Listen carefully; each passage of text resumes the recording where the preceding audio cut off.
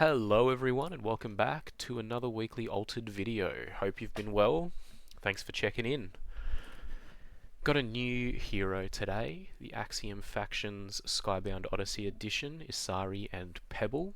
We'll go through the list, but we'll check her out first. So at noon, if you're the first player, you make an aerialist token in your landmarks, so that can pay one to sacrifice itself and resupply. But if you find ways to do it, uh, you know, for example, if your landmarks are overfilled, you'll be able to sacrifice it and resupply basically for free. So every second turn, get to look at another card and build a deck with that in mind. It can be pretty good. Deck's name, Rock on Wayne. Let me know if you know what that's from. Big fan of that movie.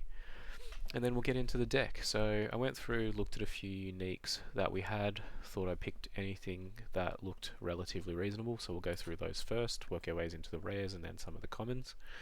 We've got the Monolith Rune Scribe here, so pretty straightforward. 2 mana, 1/2/1. Whenever a card leaves your reserve during the afternoon, if you control the token, she'll gain a boost. Can get relatively large. Obviously we've got access to those extra cards to resupply with from our aerolith tokens, but you can set that up pretty reasonably. You kind of want to be playing from reserve anyway. It's one of the good things that Axiom does, so hopefully she can get nice and big. We've got a Bravos Rescuer here, 4 mana with an arrow effect to sacrifice a permanent, and if you manage to do that, draw a card. Very heavily skewed stats towards the 2 bottom ones, so nothing in green. Can be difficult to play around, but obviously if you're playing in any of those expeditions where green is not present, it should be quite strong. 4 mana for a 5/4 looks pretty good. 3 mana for a 5/4 looks even better, and she can draw a card on both goes around. Once again, got those aerolith tokens, so should be able to turn those into draw plus resupply. Should be pretty good. Big fan of that one. And then the last one is an Amale. So 4/6 for a 6/5/5. Super mana positive out of your hand, and you can discard a card from reserve. If you do robots other than him, not a robot notably, they gain a boost. So, you know, massive buff to your board if you have any robots out. I'll highlight a couple of the particular cards of interest for this one, but once again, with the aeroliths, if you resupply in, you can always get rid of that card to buff everything. For him, the card I'm most interested in looking at is copies of Brassbug Dropship. So the way these work is that at the end of the day, at dusk, you have to get rid of any extra cards in reserve, any extra cards in your landmark zone. So this would be sacrificed at that point. You keep the 2 bugs around for next turn. If you also manage to get rid of a aerolith token, you'll have another card in reserve too. So you can play out a Melee, do a pretty big buff. You know, 4 mana for 6/5/5 worth of stats, plus at least another 2. Looking pretty zesty. So I have high hopes for him. Bit of a workaround, but we've got other cards in here to enable them as well.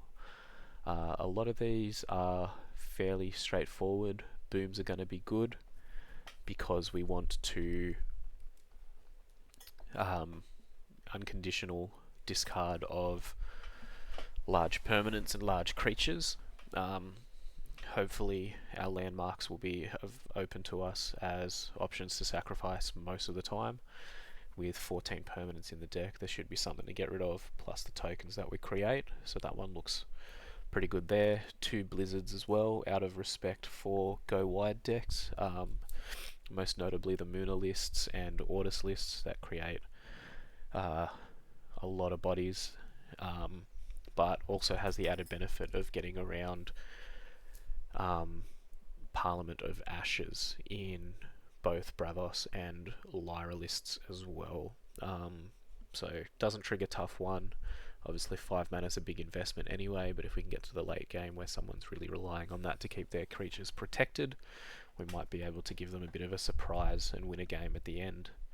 Armored Jammers, looking pretty good. I think the rare version here was worth it for the second Sabotage. Obviously we have lots of ways to fill up our reserve, and just having an option to kill something off the back of this, pretty big deal. The interaction with discarding landmarks at dusk as well, very favourable, because by that point your opponent will have had to discard down to 2 cards in reserve, so you can get rid of the more dangerous of the 2 there if they are discarding down as well.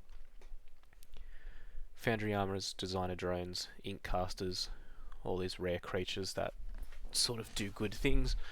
I think the dream for Ink Casters is to play it out after resupplying something important or something coming off the battlefield that you want to play again. Amale, obviously very good.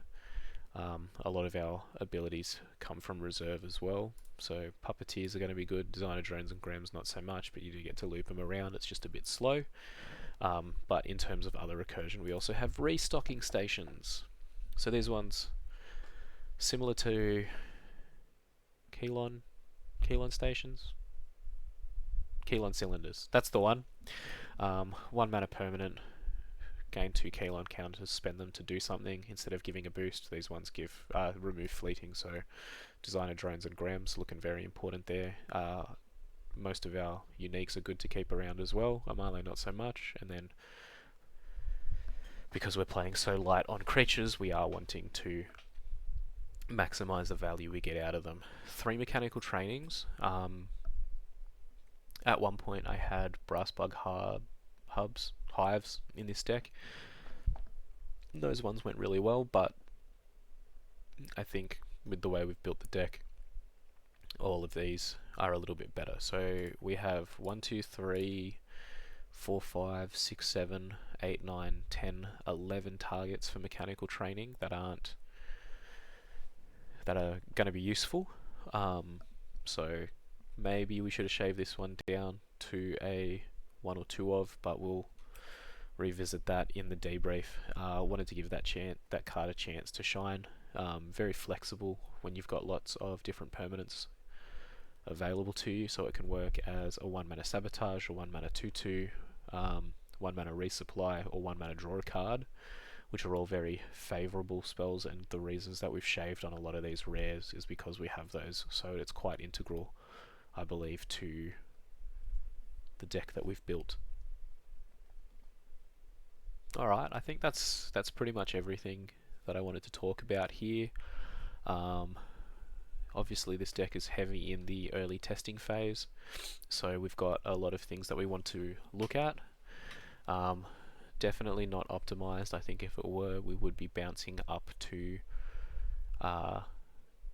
3 obs instead of the many 2 obs that we've got. But cards that I am suspicious of are the Blizzards. 5 mana for those effects, gonna be hard to work around considering we're not putting out much power and keeping it around. But I think the way the format is set up at the moment, those ones are very important most of the time. Ink Casters, I'm not entirely sure how that's going to look. Not as many hits as we would normally have here, and the Ouroboros is not much of a build around for us at the moment. I think we could have built further around that, but we're just going to test it out as a way to rip through our deck and get to see more of those 2 ofs that we've got, rather than using the Brassbug hives as the top end. Designer Drones make that a little bit difficult. Haven't really built into reducing the cost of the permanents beyond those, but if they can get all 3 tokens, or all 3 counters on them, still mana neutral, so we'll test it out. Alright, that's the deck tech. I'll see you in game 1. Alrighty, we're in game 1 with Isaree and Pebble. Is the deck as good as it could be? Probably not. Is it going to be fun? Let's hope so. We'll find out together. We're playing first against a Basira and Kaizaimon. It's good. We get our little Aerolith token first up. And we get some choices here. This is a little rough, I will say. Both copies of Boom in our opening hand, 2 copies of Abandoned Depot. I think we need to get rid of one of those each. I think we need to keep a creature around, but we're not going to play the drone first up. We're going to start off just nice and simple, draw a card, probably give up a 0 for 2. And we'll bank that extra card for later. Alright. Have a couple of things that we can get done here. So next turn we can either do drone plus Boom. We can get rid of their Parliament of Ashes, but they've already drawn a card off of it. Boom won't stop them from ramping with Jin. And we've got some options here. 2 bug out bags. I do actually like that card. Don't know if it's better than Bessie Coleman.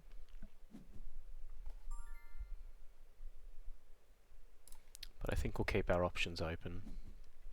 Diversify what we keep in the hand. 2 bags wouldn't be too bad though. Alright. Tiny Jin. I'll probably drop the other Tiny Jin. So we could take an aggressive line here and just boom the Jin first up, but because of the tough 1, we won't have any follow-up plays. So what we'll do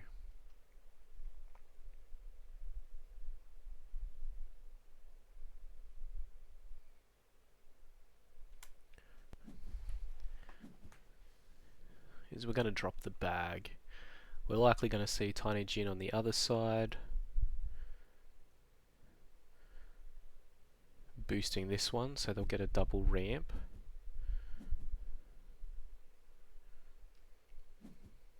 Not a bad start from them. Bit of an uphill battle for us. We are, however, going to get blown out here if they have another 1 drop.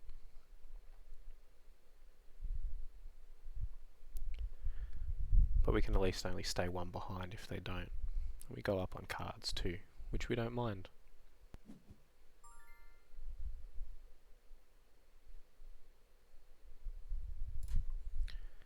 And ain't gonna hurt, so we'll just draw an extra card. Blizzard's gonna be good, we're gonna hold on to that one. It's not gonna be useful for a little while.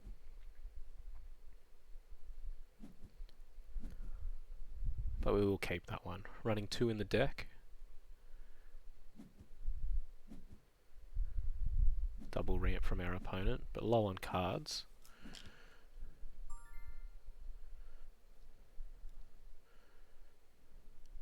Alright, no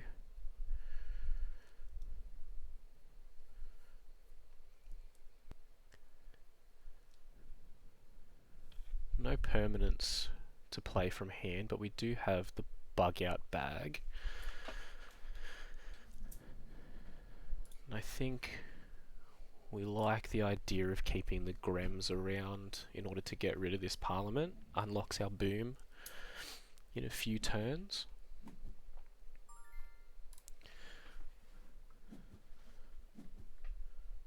We'll gain a singular boost. Drop the Rune Scribe on this side. And our opponents decided to keep an extra card in hand, so they're still ahead.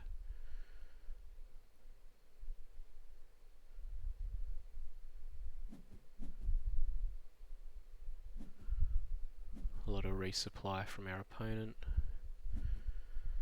They gain a boost.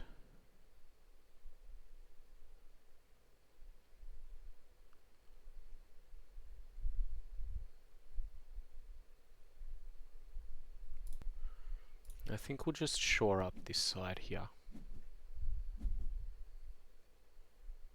The drone reduces the cost.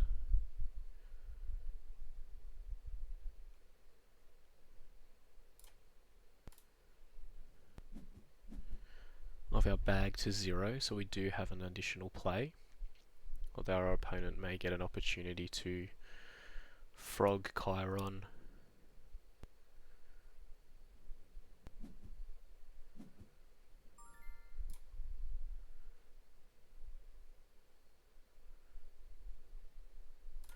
So we'll just we'll shore that up a little bit as well.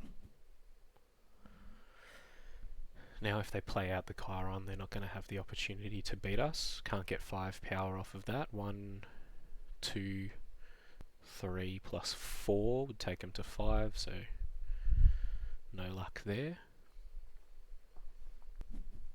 And they'll just pass.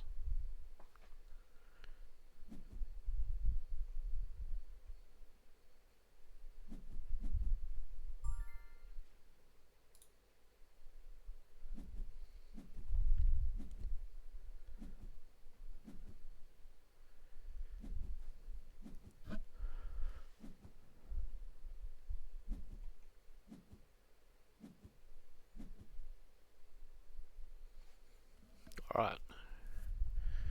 May have the opportunity to see a lot of cards here.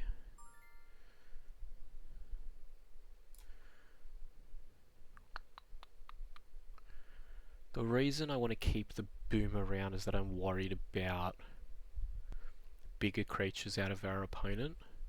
So if they pay, 4 or 5 mana for something, I'm actually not too stressed about paying the extra off the tough.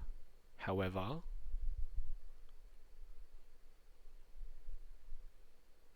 the hunger does blank that.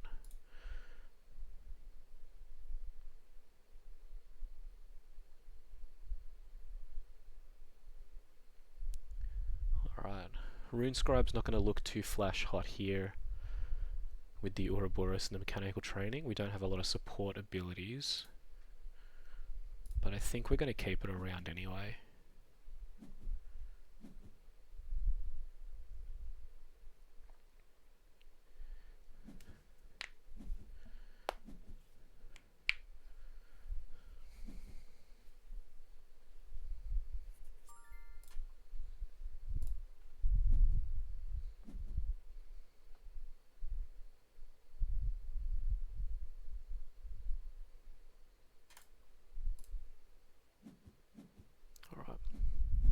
Keep the Puppeteer over the Sabotage from the Armored Jammer. Although that would have looked pretty zesty with them having to play something out here.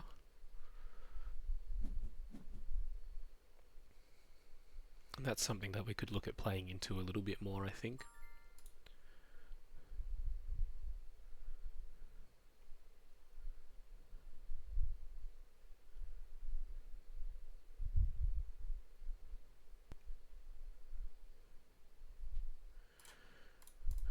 Were we to rebuild the deck? Got some ideas, but we'll figure it out.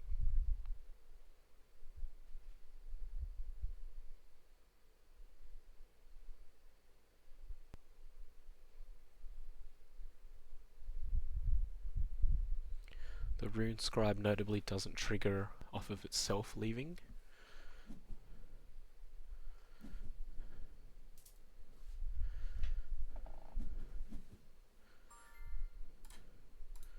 So I think we'll mechanical training here.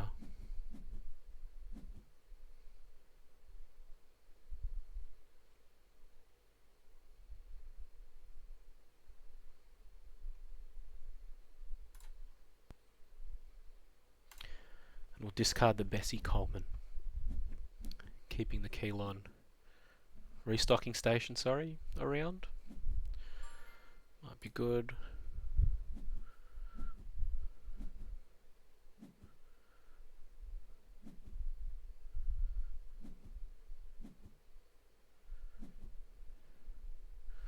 But we are falling behind. That's alright. They choose what they want to get rid of. Potentially the Rune Scribe. Not too upset with that. We'll get rid of the Aerolith.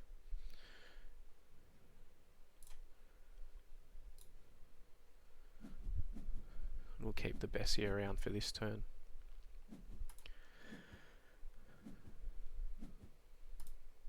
That's really annoying.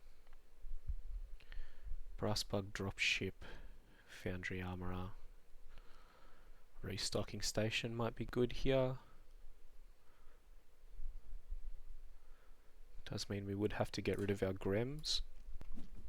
But I think we've decided that since we got rid of the boom, I'm going to get rid of that Aerolith thingy. It's getting annoying. We'll come back to the game.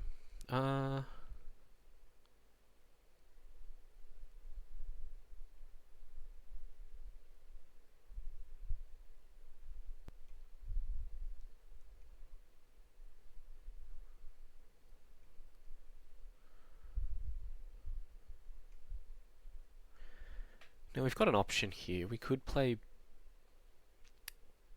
Bessie into Blizzard. It's only going to hit one creature, which is a little bit rough. So I think we'll just start with the low mana play. Keep all of our options as far open as they can. Second Parliament of Ashes.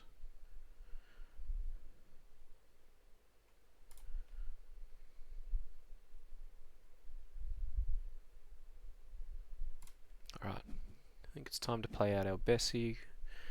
We can either try and high roll with the mechanical training.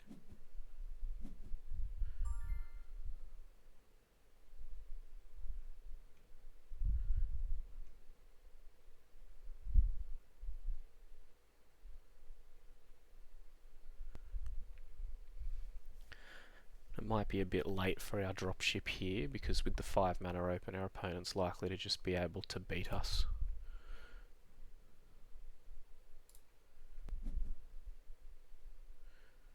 So we'll contest on both sides, force them to split their resources still. Can still sack one of our Aeroliths.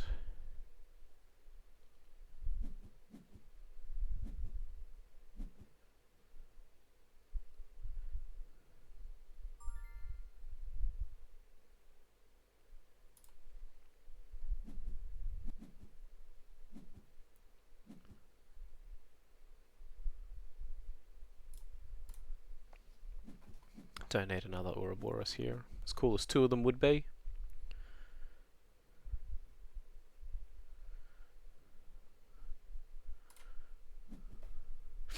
And suppose they can still helping hand here.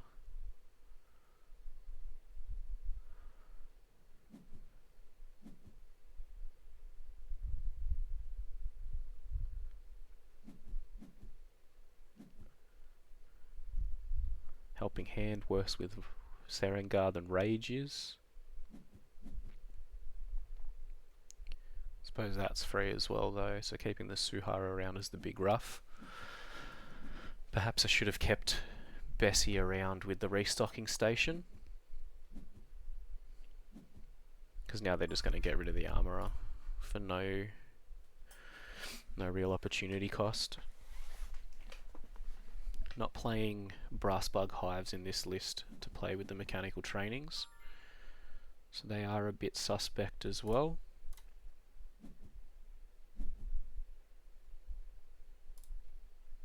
And we'll discard the dropship to keep the rescuer around.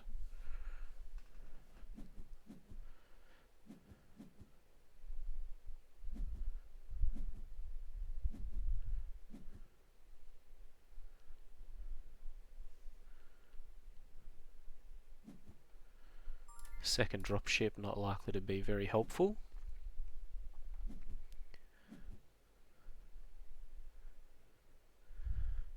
We'll see what our opponent wants to do.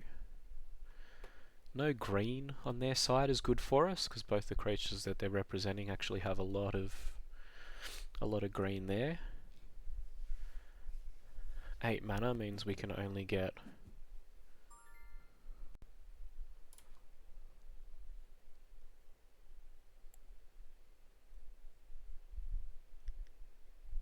I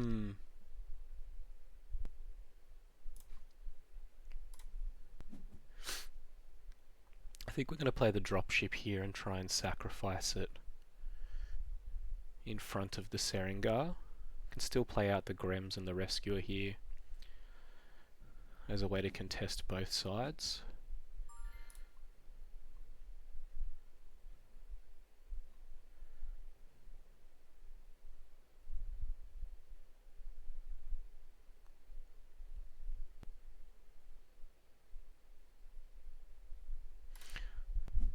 And we'll drop her on the hero side.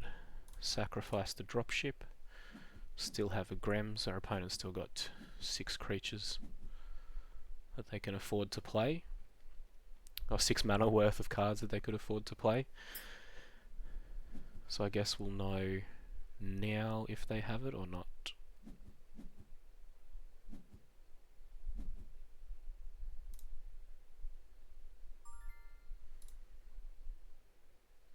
Indeed they do. It's quite alright. Still made a bit of a game. Still made a bit of a game of it, considering. But they'll just be able to physical training on that side again. And win. So a bit of a rough one to start. Deck seems to function okay, but didn't really have a way to make it back into the game off the beginning there. Probably made a couple of poor choices in terms of keeping these trainings around. I think without the brass bug hives, these are going to be less important. We're still going to follow the game out to its completion. I'm going to show you something that I've started doing as well. So we've got Nordic Drainbolt here. Let's clear that one. Doesn't matter what we get rid of. Shows us the little minus to it, but now we can write a note about our opponent. So I've started doing this recently. Just leaving a note in our opponent's thing on BGA about what it is that they play. Alright, on to game 2. We're in game 2 with Isaree and Pebble. If we hit this little thing, we can see that the token is on our opponent, so we're playing second first. And it's a mirror matchup. Been a lot of Isaree on the ladder lately. Been seeing a bunch of people playing it out. And let's see what we got here.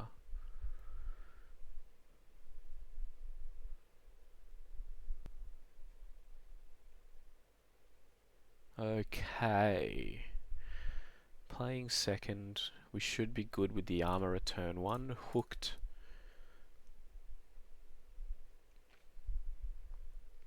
Bessie and the mechanical training seem poor here. Although that may see play later. Alright, if we had a 1-drop to play with the Inkcaster, that'd be good turn 1. But I think we'll see what our opponent wants to get done. We'll drop the Foundry Armourer based on whatever it is that they've got. Restocking Station. Alright, not a bad one. Put 2 power on either side and see what they want to get done.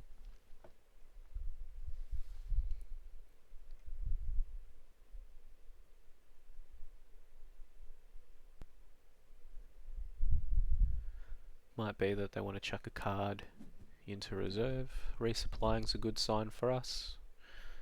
They get a Grems. If we pick up any of our forms of sabotage, we'll be pretty happy. And yep, there you go. Another thing that I've been doing is keeping the deck list open on a second tab lately, so we can check and see what we've got. So now we know in terms of the sabotage for that Grems, we're looking at 2 copies of Puppeteer, 2 copies of Armored Jammer. So 4 in 33 twice. Ain't too bad.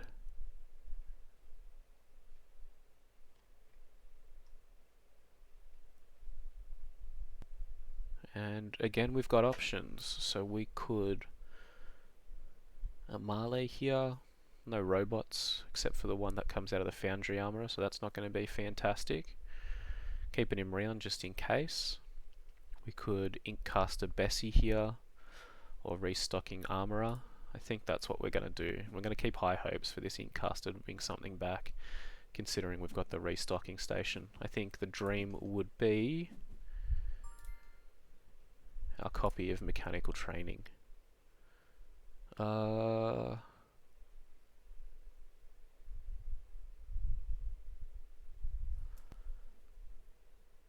Let's see, they would have to sacrifice their restocking station if they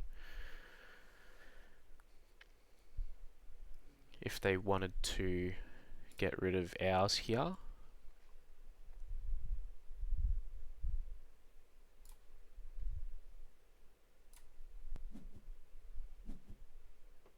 So I think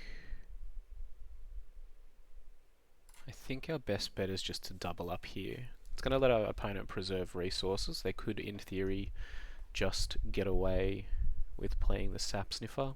Ends up being free because they put an extra counter on the restocking station. Keep it around for next turn. Can do that ad infinitum.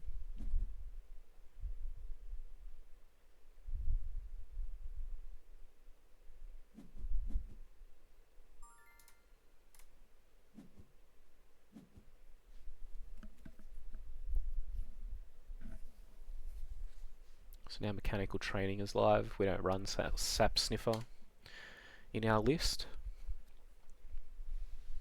Might be good, not sure.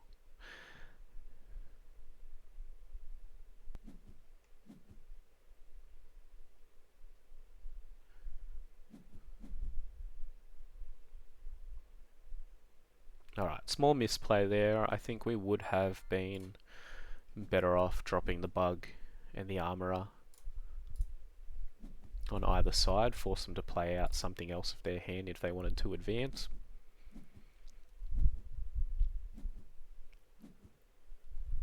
But I suppose that's okay.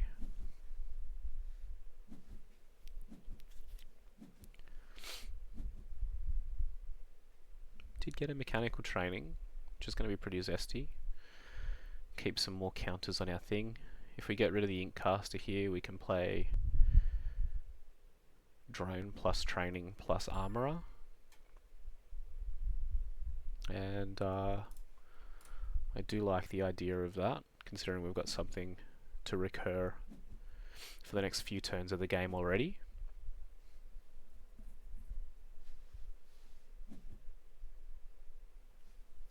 Oof, rough.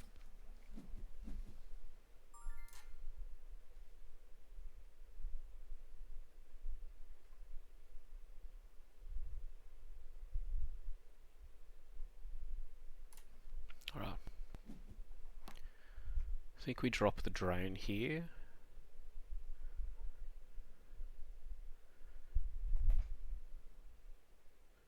Don't get to activate a Marley, and they will be able to sabotage it away with the jammer. So we could be losing a bit of tempo here.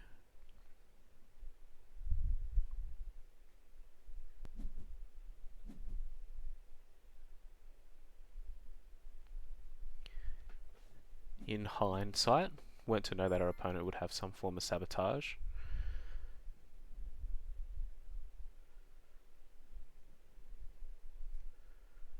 But Inkcaster would have been a little bit more zesty here too.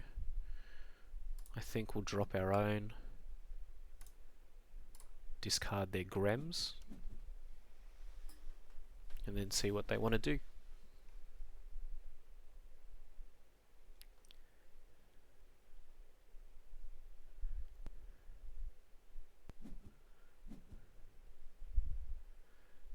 Keep their little sniffy around. as is expected, and I think we'll expect the jammer to go here from their landmark section and get rid of our drone. Cool thing is, I suppose it's a bit of a fake out. Oh, they're keeping it. Oh no, they did find a way to put another landmark into play.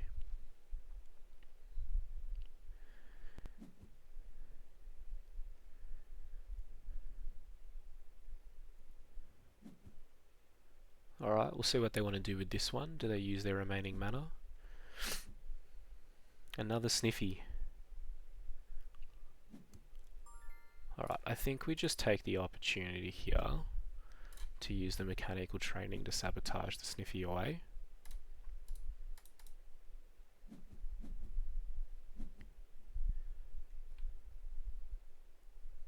And nothing to be done with our restocking station here.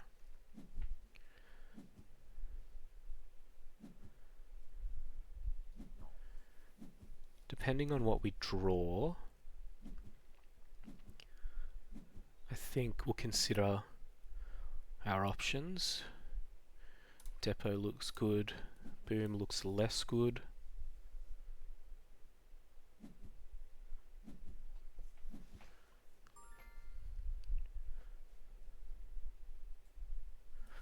Now the question is, are we going to play the drone this turn? I actually think we are, as a way to get the depot into play alongside the mechanical training.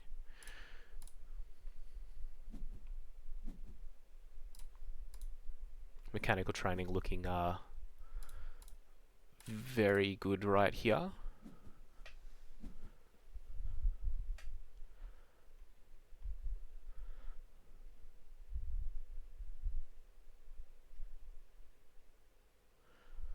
And then if we get the opportunity to, we'll just play out the drone opposite of what side they play. And then we can play the depot for 1 mana, draw an additional card, start trying to crest here. We're far enough ahead in a mirror matchup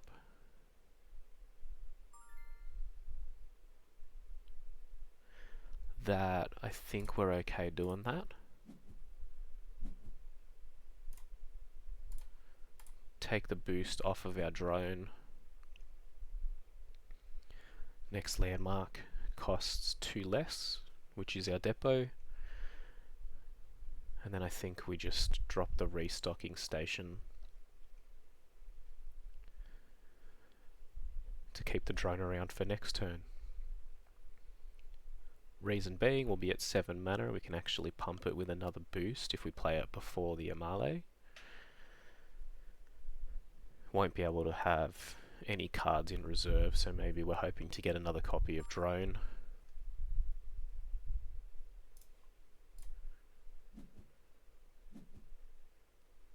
Another copy of Jam is good.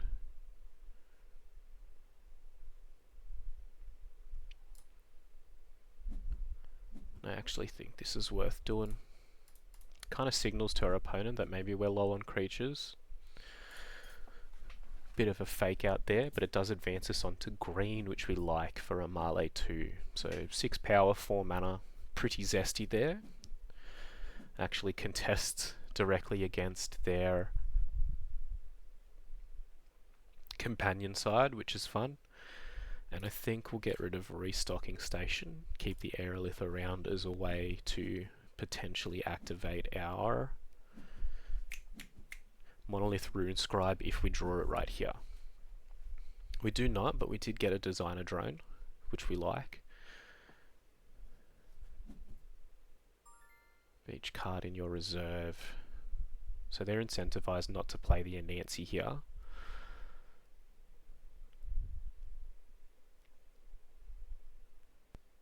Is it too late for the Ouroboros? Would we rather have the dropship as a later option? I actually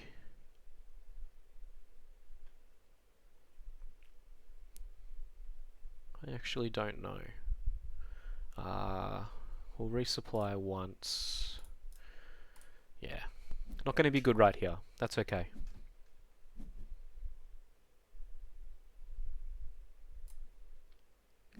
We'll gain the boost, threaten it. If they can get rid of it, we're not too stressed.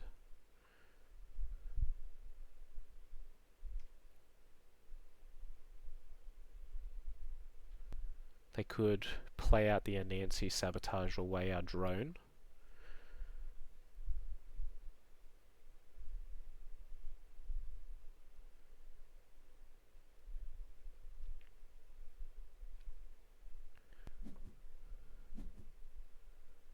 I believe that's what's happening. They could sacrifice the aerolith here, resupply something as another option. I think that would signal weakness from our opponent. But they do take the jammer, get rid of the drone.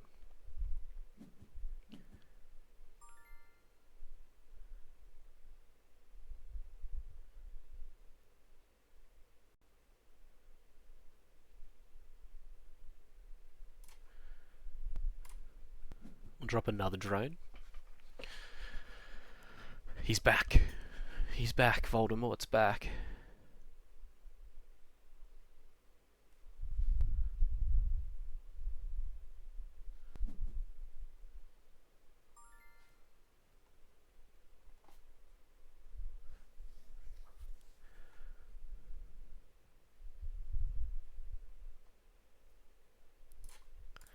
Alright. We'll drop the dropship here. I think, and resupply instead of playing the Amale.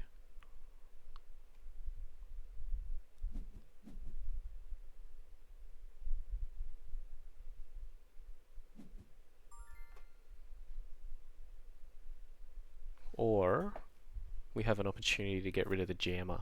So we're going to be evened up here, which is a little bit rough for us, but we have two opportunities to get rid of both these cards if we take it that way. They have to discard first, they'll resupply, so we get perfect information in terms of what it is that we want to get rid of, I believe. Oh no, they both happen at the same time. What does this guy do?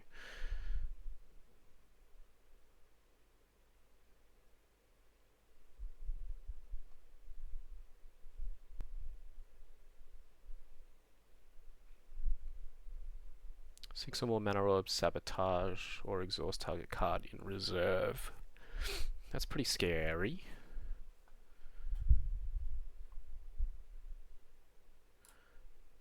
But we do get to play first, and I think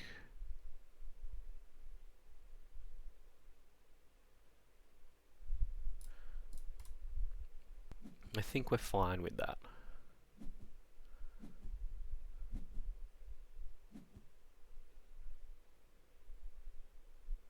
Ooh, boom could be a big deal here. Could also be a big deal for our opponent.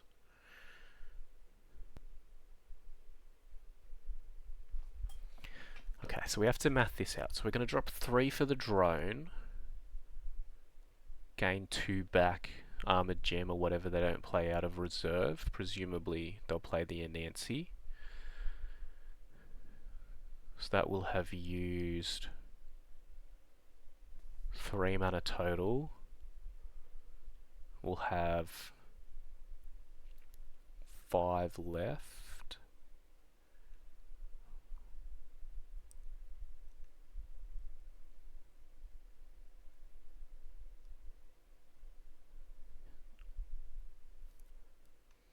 I think we just press on with the Amale. Keep the boom as an option.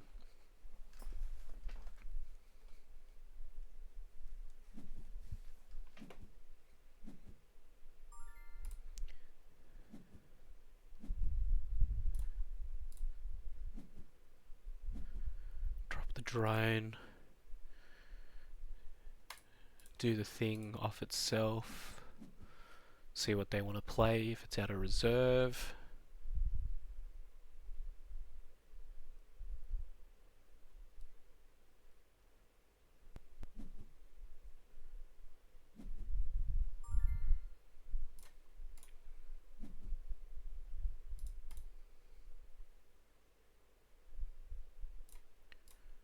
We shall Anansi.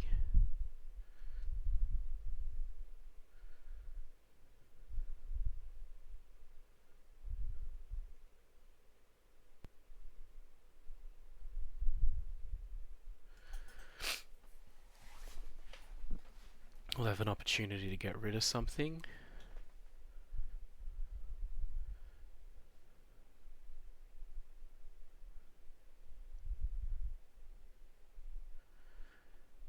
And then we'll have a real decision to make, because I don't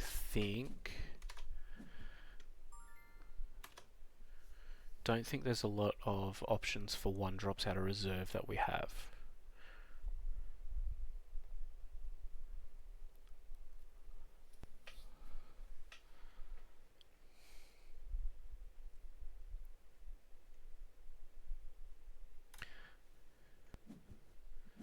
It's fine, we'll resupply, get a Grems. That's actually a pretty big deal.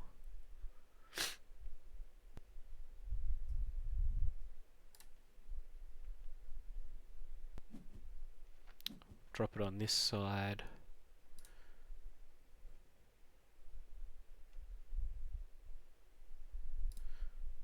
Sacrifice the dropship.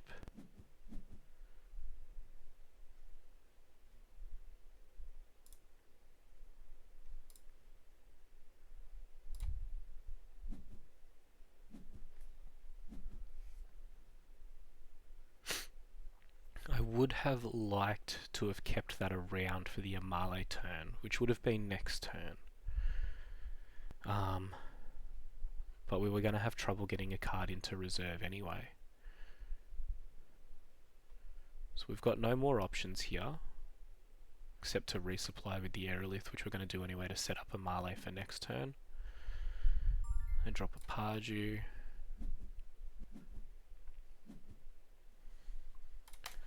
Pass the turn, nothing to play there with the Ouroboros, but it is a good target for Amale.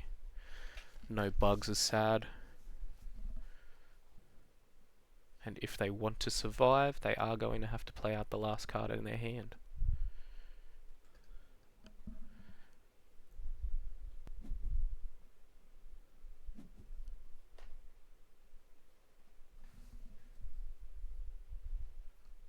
Alright, they did have the boom.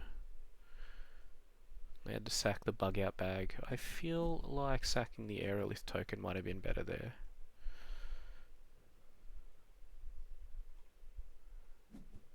But now they're not going to have that many cards. They'll get one off the Aerolith here for next turn, potentially a second one. They can cast Pardew.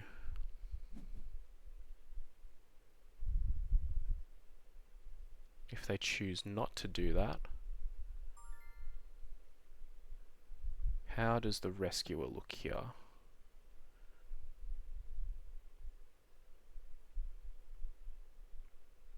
Not fantastic actually, although it does... We do have to choose between Boom and Rescuer.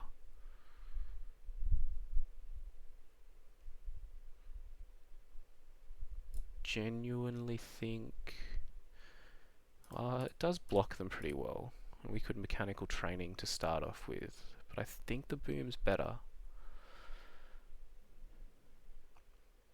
Amale, Rescuer, mechanical training with the Sabotage might be able to do it for us.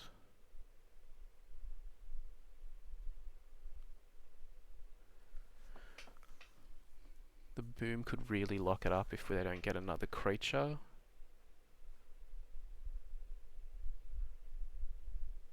But I think we just put stats on board.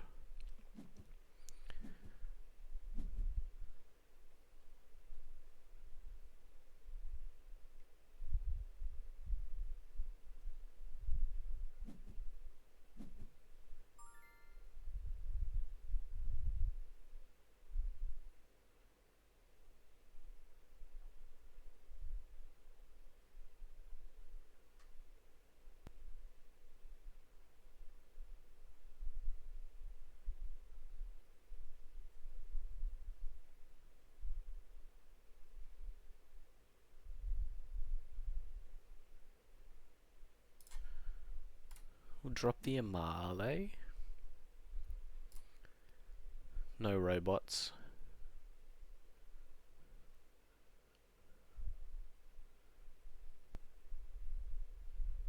and see what they want to do. They got plenty of options, plenty of mana to do stuff with as well.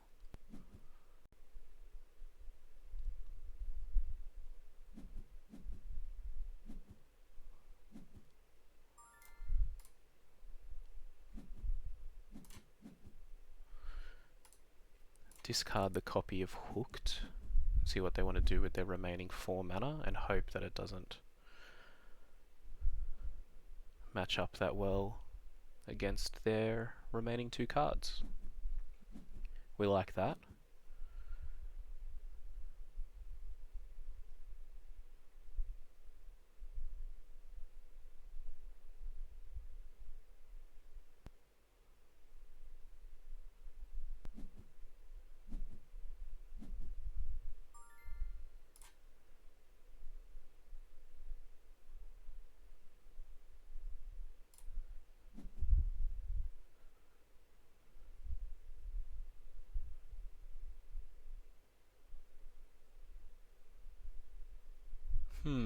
Do we sacrifice, give up the sabotage to draw an additional card? I don't actually think so. I think we keep that around for next turn. We find out if they've got a 1-drop play.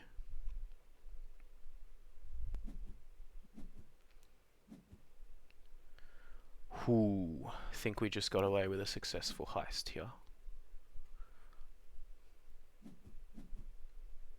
It's pretty cool. Cool tech. That restocking station did a lot of work for them. We'll pass the turn. And we're on the board. Pretty happy with that one. Mirror matchups are always really funny because it comes down a lot to what cards you draw. Obviously, there's a lot of different ways that you can represent Isaree. Get rid of those two, keep the gold cards around because they're pretty and we like looking at them. Then we'll write a note about our opponent. Isaree, save, move on to the next one. See you in game 3. And we're back for game 3 with Isaree and Pebble. It's been good so far, 1-1. I ain't too upset with that. And we're playing first. Lyra list, Nadir and Bubbles. So they get their markers. I guess we'll get to see what we're interested in here. Playing first. Hooked, Boom, Blizzard. Seem like good shouts here. So we can sacrifice the dropship with the Grems at some point. Drone plus Grem seems pretty good to start.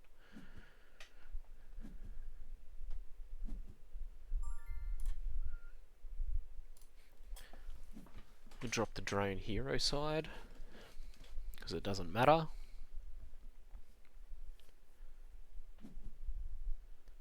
And our opponent magical trainings.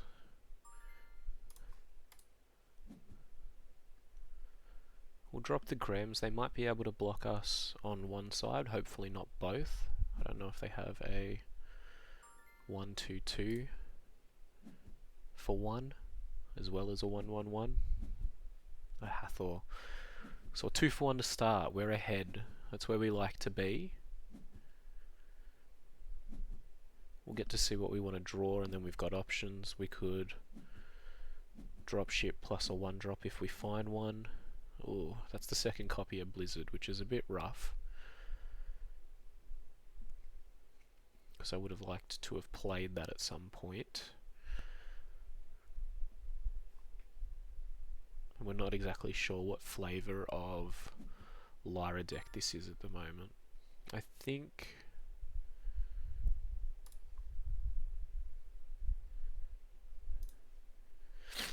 think we'll keep it for now, only because we're already drawing thin on removal.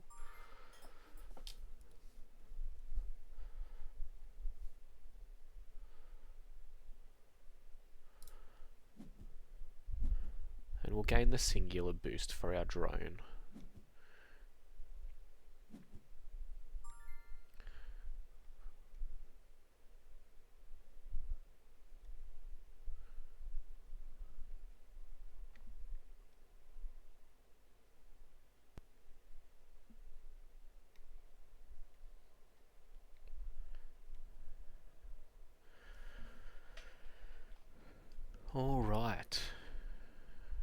2 mana for the Grems means we can contest on the companion side here, go 1 for 2. They'll probably just put magical training back in hand, or we can develop our dropship.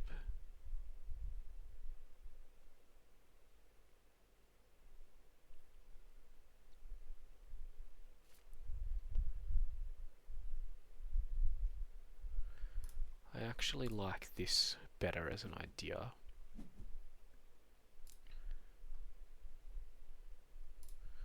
So we'll take the counter off it because we still get to advance.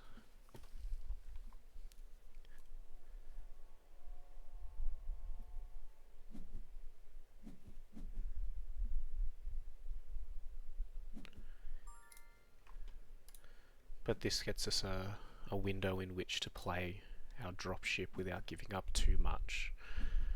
We could have gone 1 for 1 there and maintained our advantage, but I think we just have to trust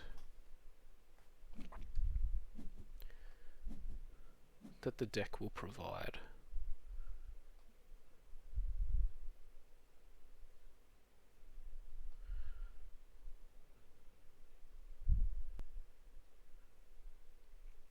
Ooh, Amale's going to look good next turn if we sack the dropship. But it means we have to take a very weak turn this time. Their Koi is going to look very strong here.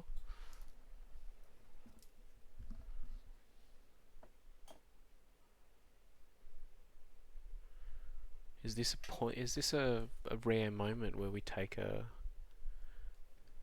card early and fall behind on mana? I don't think so. I think we just have to give up on the Blizzard Dream. Because they're going to magical training into Koi, most likely. They're unable to draw a card with it this turn.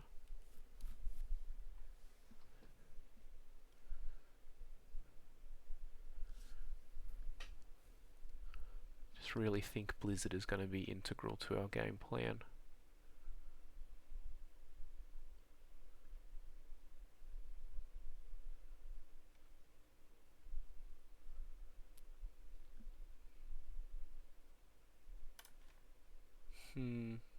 Alright. We'll play for now, keep the Blizzard around, get rid of the Amale. As strong as that card would have been.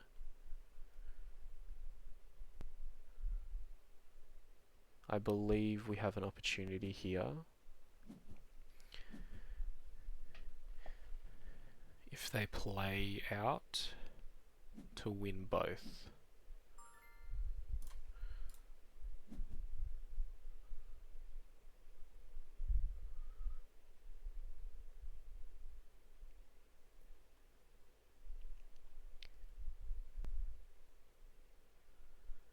Signaling that we don't have sabotage, so they're safe to keep the Koi in reserve.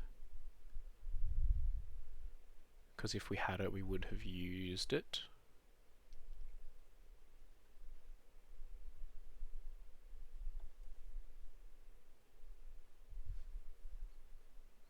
I think they're doing a bit of math. As are we.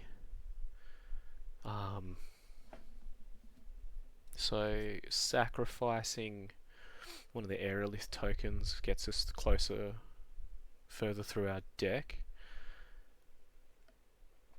If we make a brass bug on this side, the Koi doesn't win.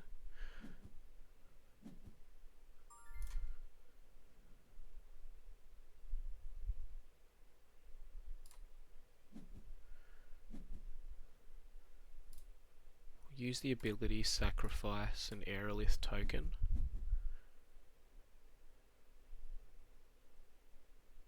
On the companion side. Mechanical training, not that exciting considering what we've got in play at the moment.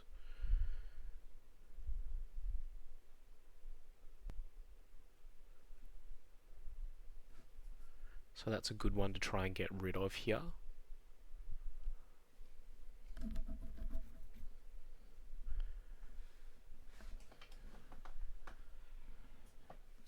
So we're not going to be too worried about what it is that comes off the top of the other resupply, because if they play the koi, we just resupply with the other aerolith token, take a 2 for nothing.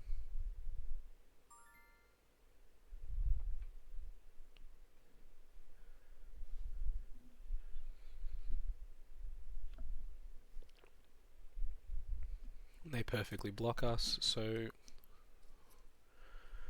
we'll leave it at that. Happy days though, they do have to get rid of something, most likely the training. No support ability on the Will-O-Wisp that they normally carry.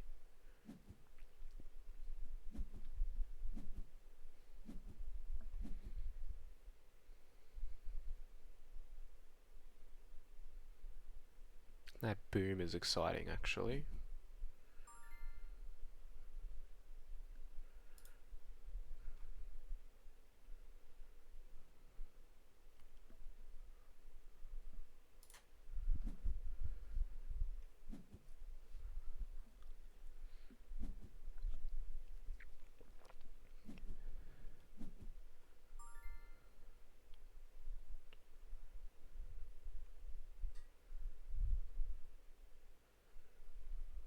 I think we just hit it now. Go away, you silly error messages. Sacrifice the dropship.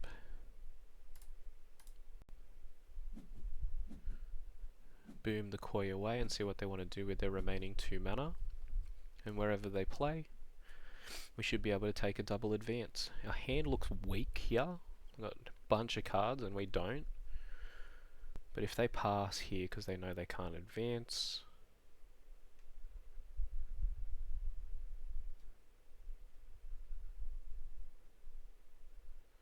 we can at least drop the Bessie Coleman if they do try to contest.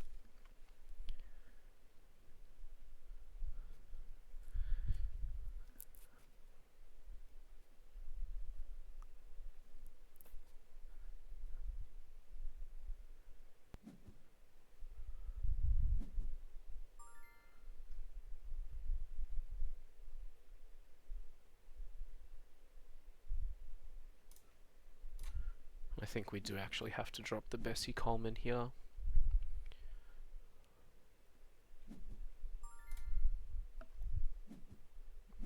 We'll also resupply, see what we can get.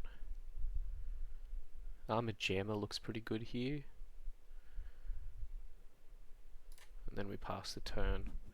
Drop that one first. I think we don't care too much about the Will-O-Wisp. They don't have the blue marker anymore, so they can't actually turn our companion side. Oh no, both our expeditions are blue.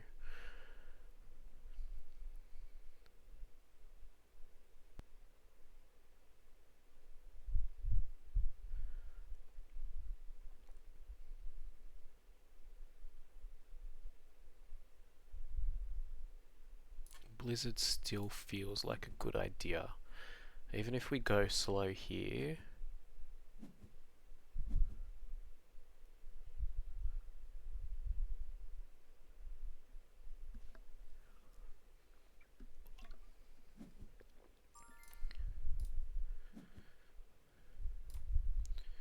we'll discard the Will-O-Wisp.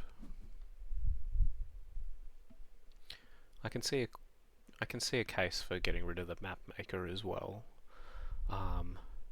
They can only play the Will-O-Wisp out on one side.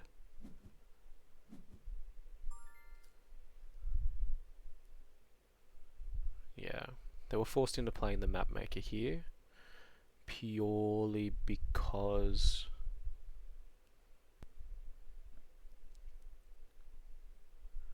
it would have disappeared with the mechanical training and armored jammer.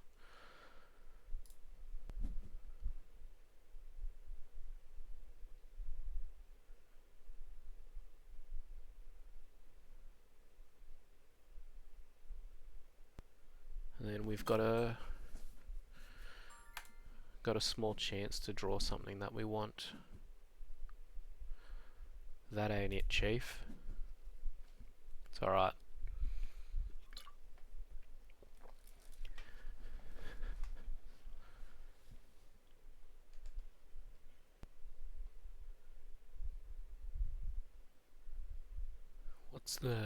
What's the nut draw here? If we both advance on one side, we're going to look at a tiebreaker, which doesn't look great for us. I think they're deciding whether or not to play something out that's going to go to reserve. Because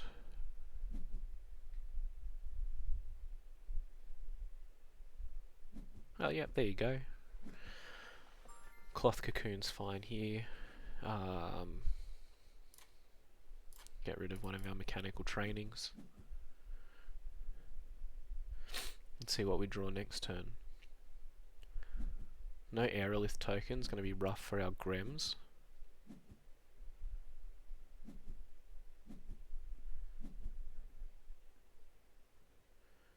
And I believe there's that card in Skybound Odyssey that lets you make one when your opponent goes first.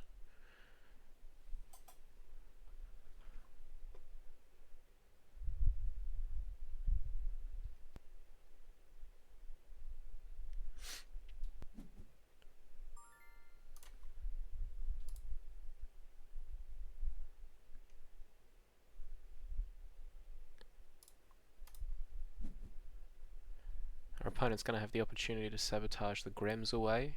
They don't know it, but they'll have two opportunities in fact.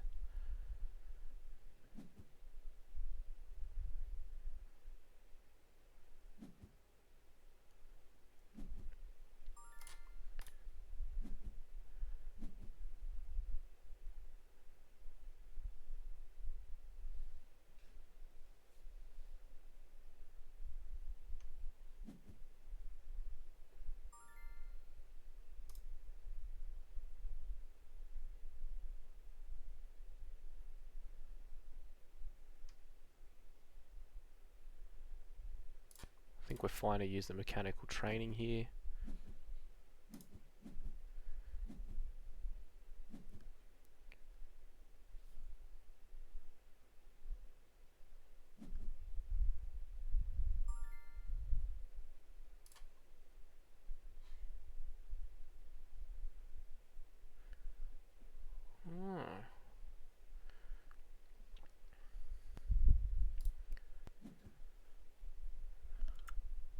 I think we've just stayed alive.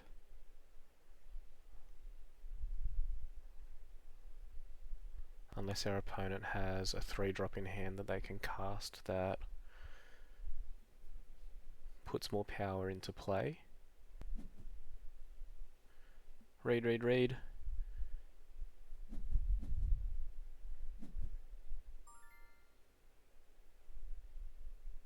Yeah, that does it. Costs 2 as well.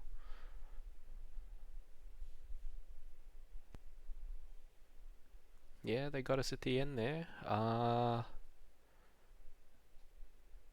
think they had us covered with the number of characters that they had, but Stocking Station, Grem's Blizzard could have done it. We were live to a boom drawer as well, but it's fine. We'll play it out.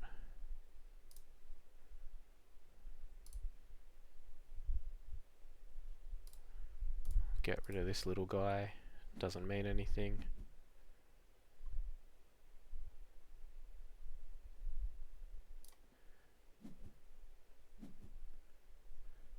I actually wonder how good we would have been in the tiebreaker here if we had pulled it off.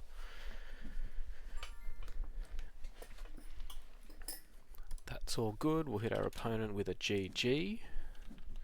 Hang around so we can make a note for them to say that they play Nadir, because they would have had to get rid of a lot of cards, and we would have had the aerolith token. So We actually might have been favourable in a tiebreaker here, depending on what we drew.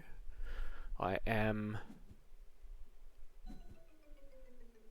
entirely understanding if you believe that getting rid of a Marley there was an issue and playing that around those turns differently. We obviously had the Brass Bug dropship available to us, so playing those over a couple of turns, getting rid of that, and then dropping a Marley could have pushed us further ahead. However, we weren't to know that. Yeah. Alright, there we go. On to the debrief. And there you have it. 3 games done with Isaree and Pebble. A 1-2 record. Only player we were able to beat was someone else also running Isaree and Pebble. So not the best showing, but I think good enough for a first outing. We did make the games relatively close. Couple of misplays there, still moulding over the choice to mana away Amale. I think that one might have made a difference, but once again, we'll never know. We would have fallen behind and then probably caught up and then probably been in the same place, but at least we would have had a big fat thing to do in reserve. But yeah, the deck runs okay. Couple of things I'm not super impressed with. I think the Incasters and the Designer drones are a little bit rough in terms of uses of our rare slots. I think Blizzard is probably a pretty difficult one there as well. Made our hands really awkward to try and keep in play, and we never really had use for the Hooked. Obviously that's a massive gotcha card, real big deal, but I think probably doesn't really have a place in here. I think I'd be better off running another form of another armorer or something like that in its spot. The permanent side of things worked out really well. You know, I liked having access to those in the mechanical trainings. I think 11 permanents in order to hit with the trainings is probably too few.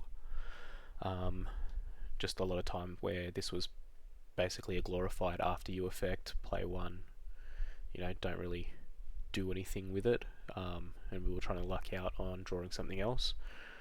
Were we to build more heavily around the permanents, you know, 14's already pretty high, but were we to build more heavily around it, I think that's still a really good versatile card, but we'd have to look at it. I liked Brass Bug Dropship when we could get it into play safely and not giving up too much. Big fan of that. The Depot obviously as well. All of these looked really good. If I were to look at it any to get rid of, I think the Dropship would be it. And then for the new cards that we're looking at, the Puppeteer and the Bessie, both seemed pretty good, but I think we can do better. Bessie, mana neutral. Obviously a lot of the cards that we have are a little bit understated, so we need to play a bit more of a removal heavy suite if we were to support them as is, but you're in luck. We've actually done a little bit of a rebuild here. So while I was testing this deck out during the week, I got to play against someone in another mirror matchup, lost that one, and I really think their deck was a lot cooler than mine. So we've taken inspiration from that and made a few adjustments of our own. So we've got another list here, Rock on Wayne 2,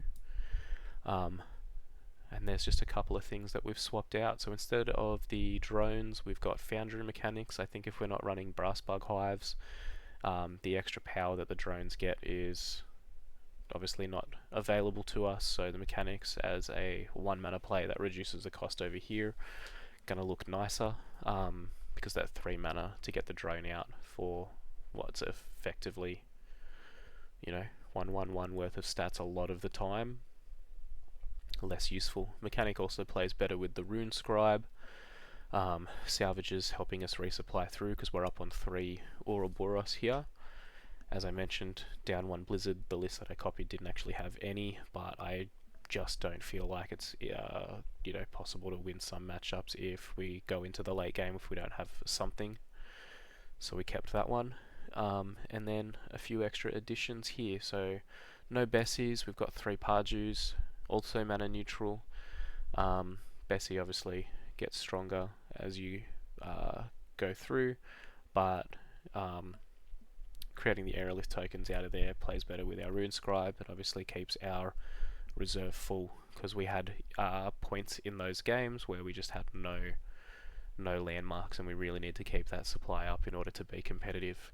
And Nancy didn't realise that I'd missed this one. Obviously a really obvious thing if we're playing heaps of Ouroboros, mechanical trainings, resupplying out of the landmark zone. Our reserve can actually get pretty large, so we want to try and preserve that one. Still on the 14 permanents, but we've swapped a couple out. So Abandoned Depot still in there, down as 2 of, and we've got 3 copies of Aerolith Quarry. So this one just keeps those Aerolith tokens ticking over if we don't get one from our hero. So, obviously very synergistic. Get one on our turn from Isaree, get one on their turn from Aerolith Quarry. So we should be able to cycle through the permanents that we have in there. Apart from that, I think the only thing that I've made a change to is Amale's gone. Obviously not making a lot of bugs anymore. So Ada Lovelace here, 3 mana for a 4/1/0, but she gets a boost for each landmark you control. Highly likely that we're going to have more than 2. And if we have the 3, she's massive. Still got some ways to make robots. Put cards in reserve, so plays well with the Gibbles and the stuff that we have playing out of reserve. So Graham, Salvages, Foundry Mechanics. So big fan of that one. We should have targets for it. Excited to bring this one back pretty soon though. I think the biggest loss that we're going to have is the bug out bags. There you go, sneak preview of what you're going to see next time that we try to rock on. And I think that's it. If you've got any suggestions, any misplays that I made that I didn't comment on here, let me know. Always looking to get better. Definitely not my wheelhouse to play brown, so I have to try and be convinced too. But got this one coming for you. Check back in next week to see what it is that we have. Love your work.